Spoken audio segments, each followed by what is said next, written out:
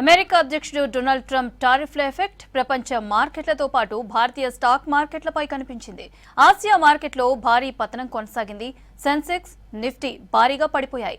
Nifty 2200, Sensex 740 పాయింట్లకు పైగా loss అయ్యాయి.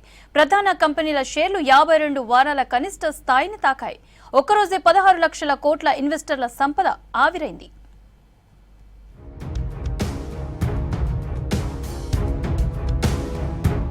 భారీ పతనం, బ్లాక్ మండే, బ్లడ్ బాత్, ఇలా ఇవాల్టి స్టాక్ మార్కెట్ గురించి ఎంత చెప్పినా తక్కువే.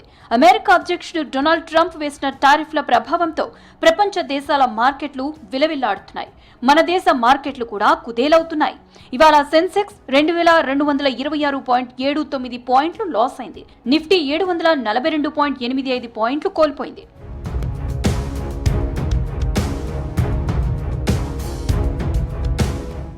2024 జూన్ తర్వాత స్టాక్ మార్కెట్లో భారీ పతనం ఇవాళే నమోదైంది.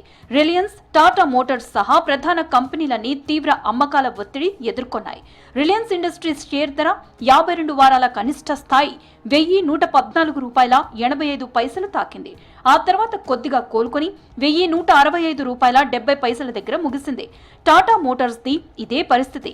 $535.75 కనిష్ట స్థాయికి పడిపోయి తర్వాత కోలుకుని $579.75 దగ్గర క్లోజ్ అయింది. టాటా మోటార్స్ తో పాటు టాటా గ్రూప్ లోని TCS, Tata steel, Titan, Tata consumers products, Trent కంపెనీల షేర్స్ భారీగా పడిపోయాయి.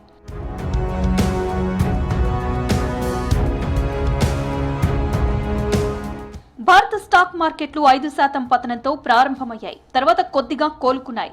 నిఫ్టీ 742.85 పాయింట్లు కోల్పోయి 22,161.60 పాయింట్ల దగ్గర క్లోజ్ అయింది. సెన్సెక్స్ 2,226.79 పాయింట్లు లాస్ అయ్యి 74,137.9 పాయింట్ల దగ్గర ముగిసింది. ట్రంప్ ఎఫెక్ట్ తో అంతర్జాతీయ మార్కెట్లన్నీ కుప్పకూలాయి. అమెరికాలో మాంద్యం వస్తుందన్న భయాల మధ్య కంపెనీ షేర్లన్నీ భారీ నష్టాలను చెవిచూశాయి. డాలర్తో పోల్చితే రూపాయి మారక విలువ కూడా 19 పైసలు తగ్గి 85.63కు చేరింది.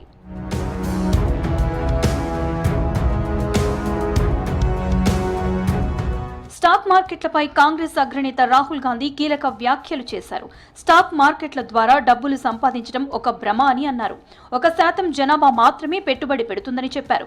యువత స్టాక్ మార్కెట్లకు దూరంగా ఉండాలన్నారు రాహుల్. तो सबसे पहले मैं आपसे सवाल पूछना चाहता हूं, देखना चाहता हूं, आप में से आपने देखा होगा अमेरिका के राष्ट्रपति ने स्टॉक मार्केट की धज्जियां उड़ा दी हैं, देखा होगा। अच्छा, आप मुझे बताइए, आप में से, इस भीड़ में से कितने लोग स्टॉक मार्केट में पैसा डालते हैं? हाथ उठा के दिखाइए। अब ये देखिए, घूम के देखिए, यहाँ पे 1% से कम लोग स्टॉक मार्केट में पैसा डालते हैं। 1% से कम। अगर यहाँ 100 लोग हैं तो एक हाथ उठ रहा है। तो ये स्टॉक मार्केट आपका औजार नहीं है। इसमें अनलिमिटेड पैसे बने मगर इसका फायदा आपको नहीं मिला। सीधी बात करूं, सीधा बोलूं, ठोक के। అమెరికా అధ్యక్షుడిగా ట్రంప్ అధికారంలోకి వచ్చినప్పటి నుంచి భారత ఇన్వెస్టర్లు భారీగా నష్టపోయారు. దాదాపు 45 లక్షల కోట్ల మార్కెట్ క్యాపిటలైజేషన్ కరిగిపోయినట్లు అంచనా.